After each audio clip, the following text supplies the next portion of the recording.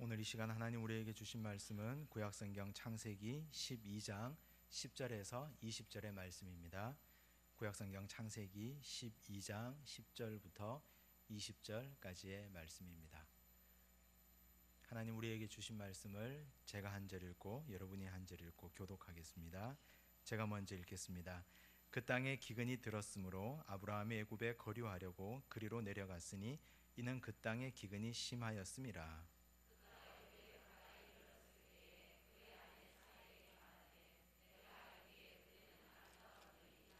애굽 사람이 그대를 볼 때에 이르기를 이는 그의 아내라 하여 나는 죽이고 그대는 살리리니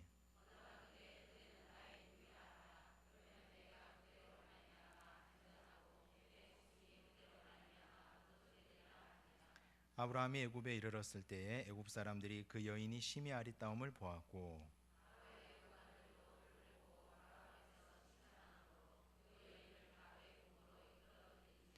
이에 바로가 그로 말미암아 아브라함을 후대함으로 아브라함이 양과 소와 노비와 암수나기와 낙타를 얻었더라.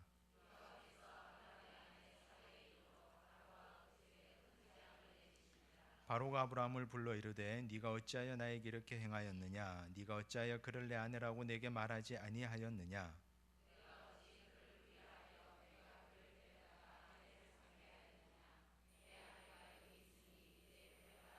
함께 읽겠습니다.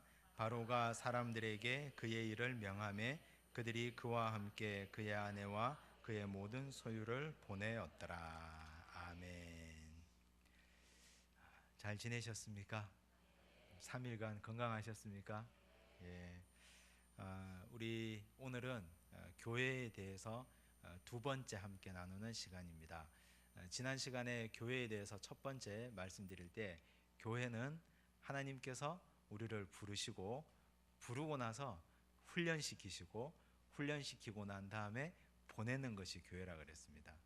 그래서 부르고 훈련시키고 내보내고 우리가 교회에 대해서 앞으로 이제 누가 묻는다면 교회는 어떤 곳이냐, 교회는 무엇 하는 곳이냐라고 하신다면 교회는 부르는 곳이다. 불러놓고 그냥 왜 불렀는지 의미도 목적도 모른 채 그냥 두는 곳이 아니라 교회는 훈련하는 곳이다. 훈련시키고 나서 그 다음은 파송하고 내보내는 곳이다. 우리가 일주일의 사이클을 보면 또 다 그렇잖아요. 주일날 하나님 우리를 부르십니다. 말씀으로 훈련시키고 교회에서 섬김으로 훈련시키고 각 부서에서 봉사함으로 우리를 훈련시킵니다. 그래서 마음을 다잡게 하고 내가 일주일 동안 많이 흐트러졌구나, 나사가 많이 빠져 있었구나, 다시 조우고 다시 가다듬어서 그리고 세상으로 다시 파송받고 나갑니다. 이런 신앙생활의 패턴들이 계속 반복되는데 무의미하게 가방 만들고 교회 왔다 갔다 하는 것이 아니라 부르시고 훈련받고 나가고, 오늘은 그 두 번째 시간 훈련에 대해서 함께 나눠보려고 합니다. 훈련하면 생각나는 것이 무엇입니까? 군대. 제가 군대 갔다 온 것 같으세요? 안 갔다 온 것 같으세요? 제대로 갔다 온 것 같으세요? 아니면 대충 갔다 온 것 같으십니까? 감사합니다. 제가 18개월 다녀왔습니다. 그러면 제대로 갔다 온 건가요? 제가 요즘으로 얘기하면 마지막 방위입니다. 요즘 방위 없잖아요. 마지막 방위 세대인데 18개월 동안 제가 방위를 다녀왔는데, 제가 그때 방위 다니면서 교회 청년부를 계속 출석을 했습니다. 그때 우리 교회 누나들이 저에게 한 말이 있습니다.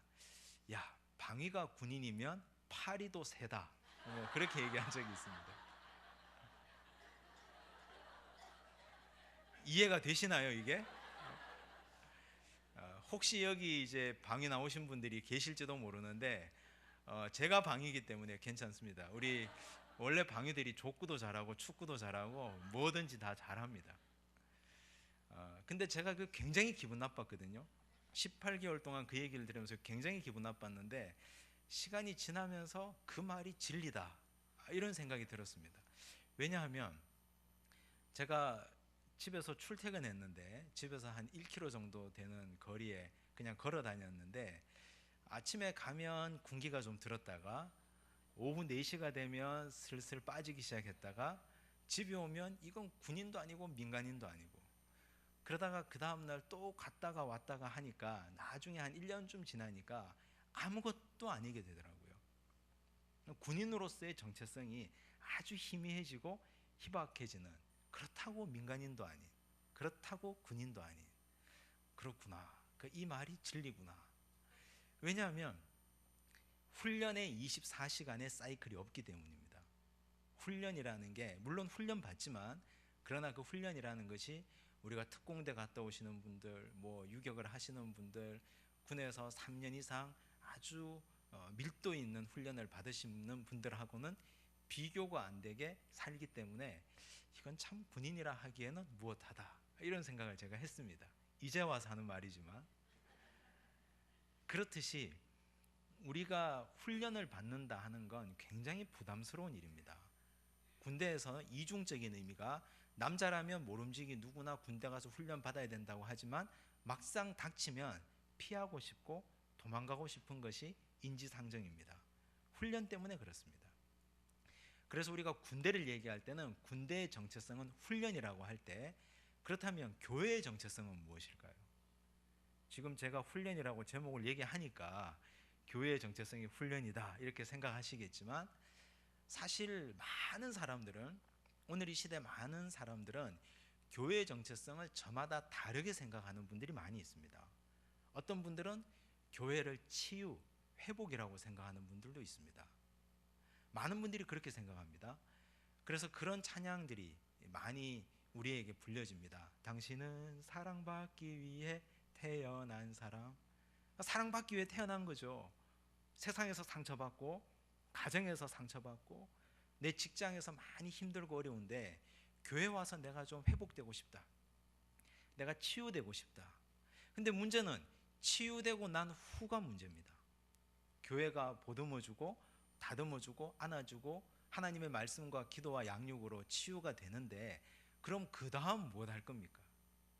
교회 상처받았다는 사람 투성입니다. 모두가 상처받았답니다.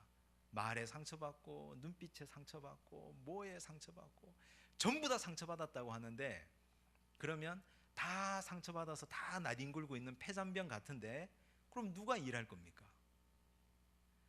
교회는, 본질적인 교회의 정체성은 훈련입니다. 십자가의 강한 군대.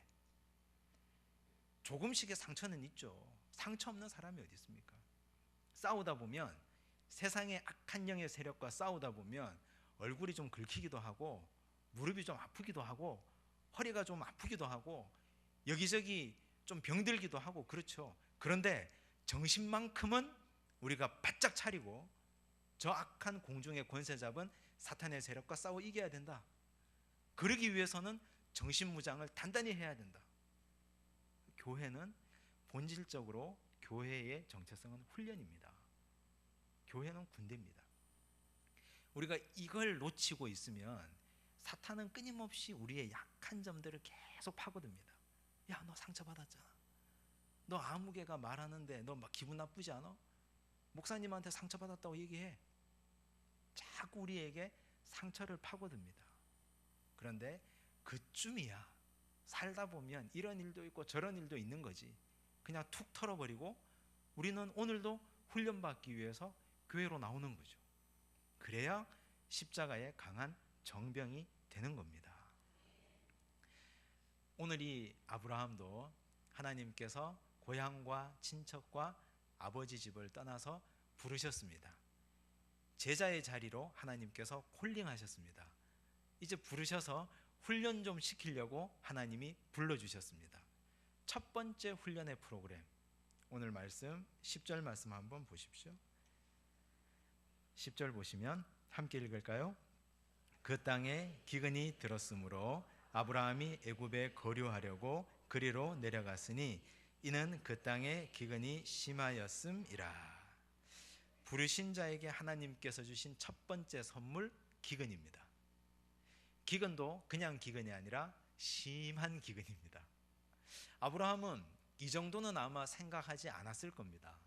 하나님이 부르셨으니까 나를 갈대아우르에서 불러서 하란에서 불러서 가나안 땅으로 그 멀고 먼 길을 하나님 나를 불러주셨다면 선물이 있겠지, 뭔가 좀 좋은 게 있겠지 기대하고 왔을 텐데 오자마자 기근입니다.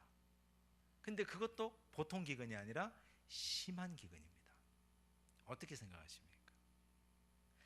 하나님께서 우리 인생을 하나님의 자녀로 부르시면 부르심 이후에 주는 첫 번째 선물 보따리 풀러보시면 기근의 선물이 있습니다. 인생의 기근입니다. 인생의 아주 황망한 기근입니다. 경험해 보셨습니까? 인생이 메마르고 힘들 때, 내 인생의 여러 부분에 기근이 올 때, 그렇다면 우리가 질문을 하나 하나님께 해봐야 되지 않습니까? 내가 고향도 떠나고 친척도 떠나고 아버지의 집도 떠나서 하나님 원하시는 곳에 왔는데 하나님 왜 기근을 주십니까? 그건 우리의 사고 구조를 바꾸기 위함입니다. 생각의 틀을 바꾸려고 하나님이 우리 인생에 메마름을 주시는 겁니다. 지금까지 아브라함이 살아왔던 생활의 패턴은 어떤 구조입니까? 자기중심적 구조입니다. 친척이 있고 고향이 있고 아버지의 집이 있습니다. 하나님이 너는 고향과 친척과 아버지의 집을 떠나 내가 너에게 지시할 땅으로 가라 그랬지 않습니까? 고향, 친척, 아버지 집은 혈연관계입니다. 내가 뭔가 하면 다 할 수 있습니다. 내가 거기서 잘하면 모든 걸 자급자족 다 할 수 있는 곳이 바로 고향, 친척, 아버지 집입니다. 내가 손만 뻗으면 다 얻을 수 있습니다. 말만 하면 다 공급받을 수 있습니다. 내가 열심히 노력한 만큼 얻고 채울 수 있는 것입니다. 그런데 이제 여기 오면, 이 가나안 땅에 오면 혈연도 없고 아버지도 없고 친척도 없습니다. 낯설고 물설고 아는 사람이 하나도 없습니다. 내가 노력해서 얻을 수 있는 것이 아무것도 없습니다. 무엇만 있습니까? 하나님만 계십니다. 지금까지 내가 노력해서 다 구했다면 이제는 내가 기도해야 얻을 수 있습니다. 지금까지는 내 노력의 구조로, 내가 지금까지 혈연의 구조로 내가 먹고 살았다면 이제는 하나님이 먹여주셔야 살 수 있습니다. 하나님이 우리를 불러주시고 하나님의 제자 삼는데 제자로 부르신 다음에는 이제 내가 너를 돌본다는 겁니다. 내가 너를 돌본다. 좋죠. 하나님이 돌본다 하니까 얼마나 좋습니까? 근데요, 사람들은 참 신기한 것이 하나님이 돌봄을 그렇게 원치 않습니다. 인간이라는 것이 참 특이해서 내가 노력해서 내가 얻는 걸 좋아합니다. 내가 열심히 땀 흘려서 내가 누리는 걸 즐겨합니다. 우리 이집트에서 430년 동안 종살이했던 이스라엘 백성들, 이집트에 살 때 벽돌 굽고 살았습니다. 피라밋을 지을 때 벽돌이 들어가고 그 돌이 들어가는데 진흙을 이겨서 거기에서 다 바르고 이겨서 벽돌 굽는 일을 했습니다. 열심히 일하고 노동한 대가로 먹고 살았습니다. 입에 풀칠하고 살았습니다.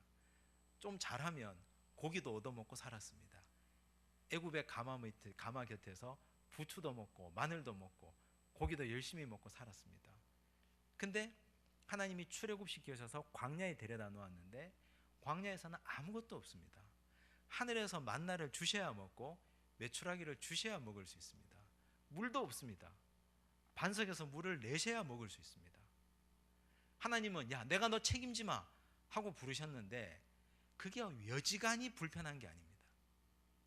하나님이 책임지시는데 하나님께 구해야 되고 달라고 해야 되고 마음 졸여야 되고, 어제 받았던 메추라기가 오늘도 주어질까?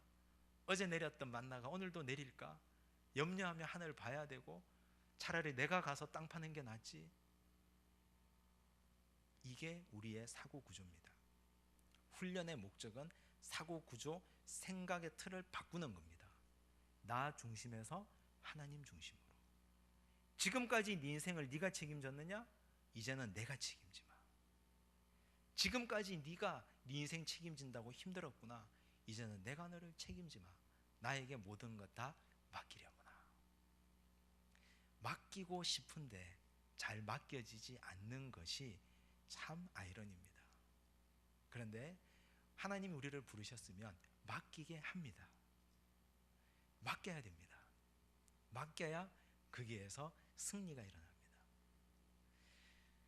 목욕탕에 가면, 사우나에 가면 그 어떤 문구가 하나 써졌는데 기억이 나실지 모르겠습니다. 각 목욕탕마다 제가 간 곳은 다 있던데, 귀중품을 맡기지 않으면 책임지지 않습니다. 맡긴 것만 책임집니다. 제가 그거 보면서 야, 이거 굉장히 복음적이구나. 이 맡겨야 책임지시는구나. 내가 갖고 있다가 내가 잊어버리면 아무도 책임지지 않는데 하나님도 맡겨야 책임지시는구나. 오늘 아브라함은 과연 잘 맡겼느냐? 자기 인생의 메마름과 기근을 주시는데 과연 잘 맡겼느냐? 잘 맡겼을까요? 맡기지 못했습니다. 10절 다시 보시면, 그 땅에 기근이 들었으므로 아브라함이 애굽에 거류하려고 그리로 내려갔으니. 고민도 없습니다. 생각하지도 않습니다. 기근이 있자마자 즉시 애굽에 내려갔습니다. 하나님, 왜 하나님이 약속한 이 땅에 기근을 주십니까? 하나님이 약속한 이 땅에 그래도 먹고 살만한 건 주셔야죠. 하나님께 묻지도 않았습니다. 바로 이집트로 내려갔습니다. 이게 아브라함의 그 당시 신앙의 단계였습니다. 그냥 내려갔습니다. 하나님이 부르신 그 땅에 거류하면 기근이 들었지만 그냥 한번 버텨보면 하나님 과연 죽이실까요? 굶기실까요? 조금 굶기셔도 죽게끔은 하지 않습니다. 우리가 버텨보면 버틸 힘도 주시고 살아갈 힘도 주십니다. 근데 아브라함이 여기를 떠나서 이집트로 간 겁니다. 이건 마치 군인들이 탈영한 겁니다. 탈영하면 그때부터 어떻게 됩니까? 내가 나를 책임져야 됩니다. 불안하게 됩니다. 두렵습니다. 아브라함이 메수지역을 떠나서 이집트로 내려갔습니다. 당장 걱정되는 것이 뭡니까? 자기 아내 사레가 너무 이쁜 겁니다. 그래서 야, 이 이쁜 여자를 어떻게 할까? 사레와 함께 모의를 하죠. 내려가서 당신의 미모를 보고 이집트에서 당신은 빼앗고 나는 죽일 것 같다. 이제 우리가 서로 누이라고 하자. 당신은 나를 오빠라고 하고 나는 당신은 누이라고 하자. 그렇게 해서 갔습니다. 근데 불길한 예감은 항상 현실이 되는데 아브라함의 이 예감이 현실이 되었습니다. 그래서 사람들에게 그 미모가 퍼져나가고 나중에는 이집트의 왕 바로까지 그 미모를 알게 되었습니다. 그래서 데려오라고 합니다. 데려온 대가로 모든 것까지 다 책임져 버렸습니다. 상황이 끝났습니다. 계산이 끝났습니다. 오늘 본문 말씀 보시면 16절 보십시오. 이에 바로가 그로 말미암아 아브라함을 후대함으로 아브라함이 양과 소와 노비와 암수나귀와 낙타를 얻었더라. 참, 이런 남편 믿고 사는 사례가 얼마나 불행한지. 그런데 계산이 끝났습니다. 다 끝나버렸습니다. 사실 아브라함이 자기 인생을 자기가 책임지려고 할 때 하나님은 이제는 빼도 박지도 못하는 이런 위기 상황에 그를 완전히 몰아넣으셨습니다. 큰일 났지 않습니까? 이제 어떡하겠습니까? 사실 하나님은 믿음의 조상으로 아브라함을 세우시고 아브라함과 사라를 통해서 그 몸에서 믿음의 후사를 얻게 하셔야 되는데 이제는 그 혈통이 이집트 사람에 의해서 훼손되게 생겼습니다. 큰일 났습니다. 어떻게 하겠습니까? 하나님이 그때 개입하셨습니다. 오늘 본문 말씀 보시면 17절 보시면 함께 읽겠습니다. 여호와께서 아브라함의 아내 사레의 일로 바로와 그 집에 큰 재앙을 내리신지라. 이상하지 않습니까? 아브라함이 잘못했습니까? 바로가 잘못했습니까? 아브라함이 잘못했습니다. 바로는 그냥 아브라함의 말을 믿은 죄밖에 없습니다. 서로 누이라고 하고 오라비라고 하니까 그 여인을 데려다가 아내 삼은 죄밖에 없습니다. 그런데 하나님은 사레의 일로 바로와 그 집에 큰 재앙을 내리신지라. 하나님이 간섭하셨습니다. 사실 아브라함은 자기 아내를 준 대가로 양과 소와 각종 짐승과 노비까지 다 얻었습니다. 그리고 나서 하나님은 다시 바로의 집에 큰 재앙을 내리셨습니다. 이건 잘못 얘기하면, 우리식으로 얘기하면 부부 사기단에 걸려든 겁니다. 바로 입장에서는 억울하기 짝이 없는 얘기입니다. 근데 하나님이 이렇게 하시니까 어디 가서 따지겠습니까? 하나님이 이렇게 하시는데, 우리가 이걸 보면 하나님이 개입하셔서 무조건 편들어 주시는 하나님. 사실 아브라함이 잘못한 게 맞죠. 무조건 아브라함이 잘못한 거죠. 이치적으로 따지면 아브라함이 잘못한 겁니다. 그러나 하나님이 여기서 판단하는 건 도덕적인 판단, 윤리적인 판단을 하자는 게 아니다는 겁니다. 하나님은 자기 백성이 훈련받기 위해서 왔는데, 하나님은 최초의 결단, 아브라함이 고향과 친척과 아버지 집을 떠나서 하나님이 약속하신 그 가나안 땅에 온 것이 귀하다는 겁니다. 제자로 부름받아서 그 자리에 온 것이 귀하다는 겁니다. 온 것이 귀한데 한 번 실수했다기로서니 내가 너를 모른 척 할 수 있겠느냐? 너는 이때부터 내 자녀인데, 너는 내 제자인데. 그래서 하나님이 거기에서 구렁텅이에서 건져주시는 겁니다. 우리 여기 계신 아버지들이 퇴근하다가 집에 이렇게 퇴근하는 길에 자기 아들이, 내 아들이 저 길 골목 어색한 데서 동네 형들한테 모여가지고 얻어맞기 직전이라고 합시다. 한 4명한테 모여가지고 얻어맞기 직전, 시비가 붙기 직전입니다. 그러면 어떻게 하시겠습니까? 가서 야, 누가 잘못했냐? 이놈이 잘못했냐? 니들이 잘못했냐? 따져보고 내 아들이 잘못했으면 그래, 안 죽을 만큼만 패주고 집에 보내라. 그리고 집에 오실 아버지가 이 중에 계시겠습니까? 그런 아버지가 있습니까? 무조건 데려오겠죠. 무조건 내 아들 데려오고 무조건 내 자식 집에 데려와 놓고 우리 집에서 꿀 앉혀 놓고 잘잘못을 따지더라도 거기에서 따지는 거지. 그냥 그 위기 상황에, 그 힘든 상황에 그냥 던져놓고 오는 아버지가 진짜 아버지겠습니까? 하나님 아버지는 우리가 제자로 부름받았는데 한 번, 두 번 혹은 몇 번이고 실수할 수도 있고 넘어질 수도 있고 우리가 그 기근을 견디지 못하고 하나님의 훈련의 프로그램을 견디지 못하고 가끔 탈영하더라도 거기에서 위기가 생기고 어려움이 생기더라도 하나님 우리를 건져다가 다시 데려다 놓고 여기에서부터 다시 훈련시키는 하나님이 참 우리 하나님이십니다.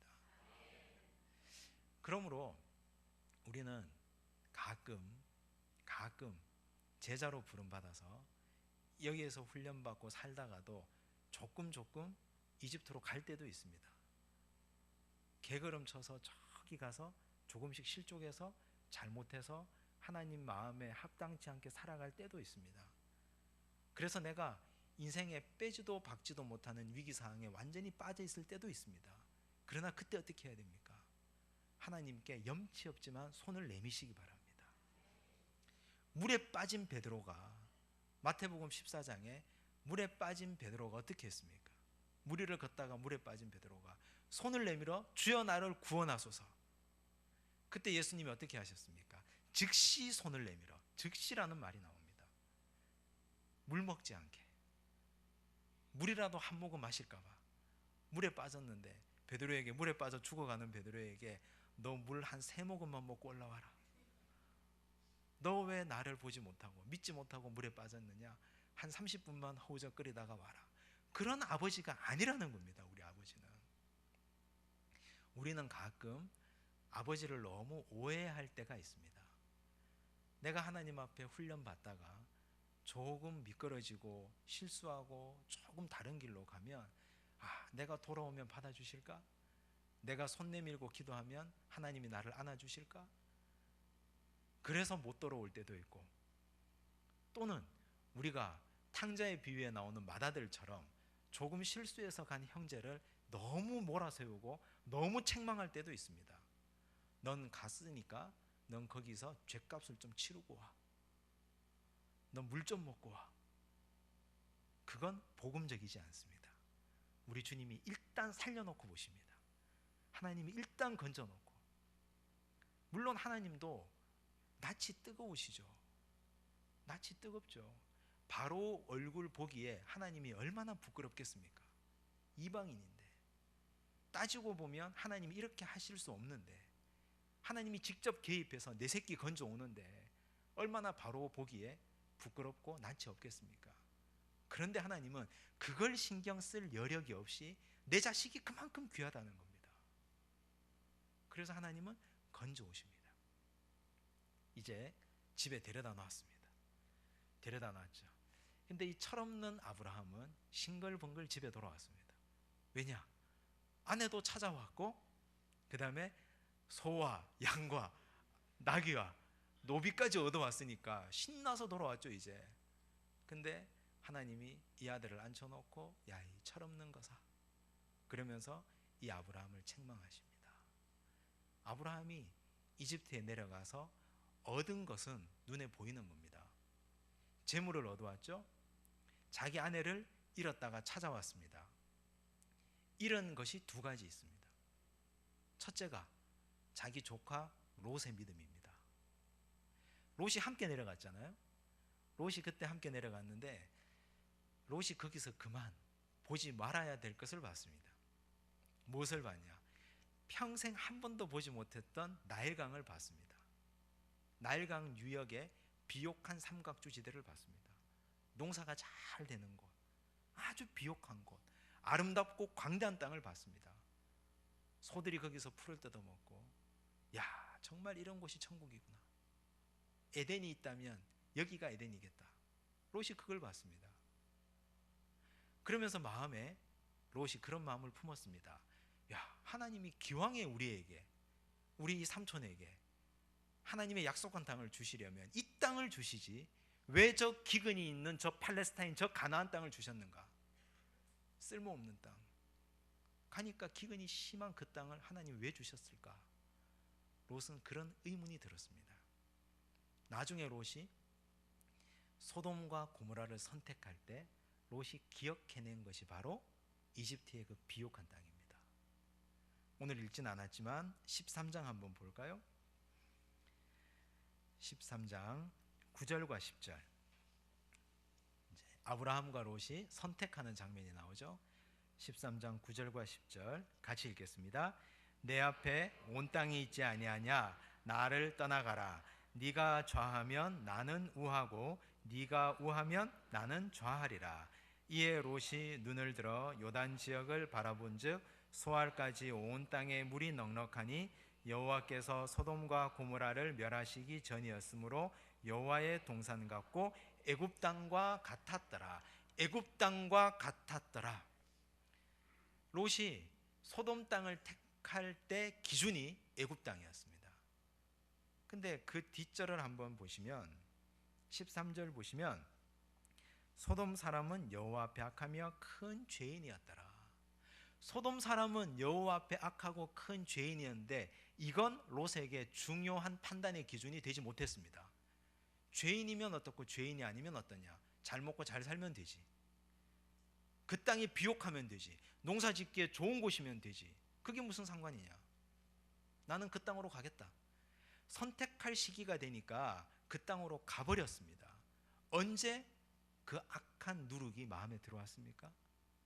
아브라함과 함께 기근이 심해서 이집트에 내려갔을 때. 아브라함이 이런 건 정말 생명처럼 사랑했던, 자기 자식이 없어서 자식처럼 사랑하고 길렀던 그 조카 롯의 믿음을 잃어버렸습니다. 두 번째 잃어버린 거 있는데 16장 1절을 한번 보십시오. 창세기 16장 1절 함께 읽을까요? 아브라함의 아내 사레는 출산하지 못하였고 그에게 한 여종이 있으니 애굽 사람이요 이름은 하갈이라. 자, 여기 지금 애굽 사람이요 하갈이다 이렇게 나오는데 이 하갈이 그러면 언제 이 집에 들어온 겁니까? 아까 우리가 봤죠. 양과 소와 나귀와 노비를 바로에게 얻었을 때 그때 이 집에 딸려 들어온 여인이 하갈입니다. 그러니까 노비를 얻어서 좋아했는데 그 노비 중에 참 아리따고 아주 귀하게 생긴 여인이 있었는데 그 여인이 하갈입니다. 이집트에 내려가서 함께 묻어온 여인이 하갈인데 그 여인이 가정의 평화를 깨트리는 가장 큰 종기가 됩니다. 가정의 평화를 잃어버렸습니다. 하나님은 일단 우리를 건져 놓으십니다. 훈련의 프로그램에서 우리가 넘어지면, 훈련의 프로그램에서 한번 미끄러져서 우리가 에집트로 가고 애굽으로 가고 거기에서 넘어지고 실족하면 우리가 거기에서 궁지에 몰려서 하나님 살려주십시오, 나를 도와주십시오. 그러면 하나님 우리를 건져주십니다. 건져주시고 난 다음에, 그러나 우리가 죄의 책임은 누가 져야 되냐? 내가 지는 겁니다. 롯의 믿음도 잃어버렸고 가정의 평화도 깨트려져 버렸고. 그래서 훈련받고 있는 하나님의 백성들이 반드시 기억하셔야 될 것이 바로 이겁니다. 넘어질 수는 있으나 넘어진 책임, 상처는 남는다는 겁니다. 무릎이 까지고 손바닥이 벗겨지고 잘못하면 이도 깨어지고 넘어지면서, 하나님께서 우리를 제자로 부르셔서 나를 훈련시키면 하나님의 훈련의 프로그램 안에 기근이 있을지라도 그 안에 거하시기를 바랍니다. 애굽으로 10번 내려가면 10번의 상처가 남습니다. 내려간 만큼의 상처가 우리 인생의 큰 상처로 남습니다. 살아가면서 우리가 하나님 앞에 훈련받아서 그 훈련으로 세상을 이롭게 하고 주변 사람들에게 많은 영향을 끼치며 살아가도 시간이 부족한데, 깨어진 가정의 평화 때문에 힘들어하며 이 하갈 때문에 아브라함이 겪는 어려움이 얼마나 어렵습니까? 아브라함이 죽을 때까지 이것 때문에 큰 어려움을 겪습니다. 롯 때문에 아브라함이 얼마나 가슴 아파했습니까? 한 번의 애굽행 때문에. 우리는 이걸 잘 기억하시고 약속의 자리를 굳게 지키셔야 됩니다. 우리의 사고 구조를 바꾸고 생각의 틀을 바꾸셔서 하나님이 우리를 궁극적으로 하나님의 백성 삼으시고 하나님께서 내가 너를 책임지겠다 하시는 그 하나님의 음성에 순종하시고, 지금 우리가 훈련 가운데 있다면 그 훈련을 잘 견디고 잘 받으시기를 바랍니다. 이 기근은 영원한 기근이 아닙니다. 이 기근은 영원한 목마름이 아닙니다. 일시적입니다. 나중에 시간이 지나면 아브라함은 이 가나안 땅에서 큰 거부가 됩니다. 아브라함은 이 가나안 땅에서 최고의 부자가 돼서 막벨라 굴을 막대한 돈을 주고 살 만큼 그는 거부가 됩니다. 중요한 건 우리가 하나님의 약속의 프로그램, 이걸 잘 견디고 지키면 우리에게 약속하신 놀라운 비밀이 있다. 이걸 꼭 기억하시는 우리 주의 백성들 되시기를 간절히 바랍니다. 말씀을 정리하겠습니다. 교회는 하나님이 제자로 부르시고 나서 훈련시키신다. 오늘은 훈련에 대한 얘기를 했습니다. 하나님이 우리를 훈련시키는 목적은 우리의 사고의 틀, 생각의 구조 바꾸기 위함이시다. 훈련의 가장 주된 것은 우리 인생의 메마름이다. 인생의 기근을 주시는데 이 기근을 잘 견디고 이겨야 된다고 말씀드렸습니다.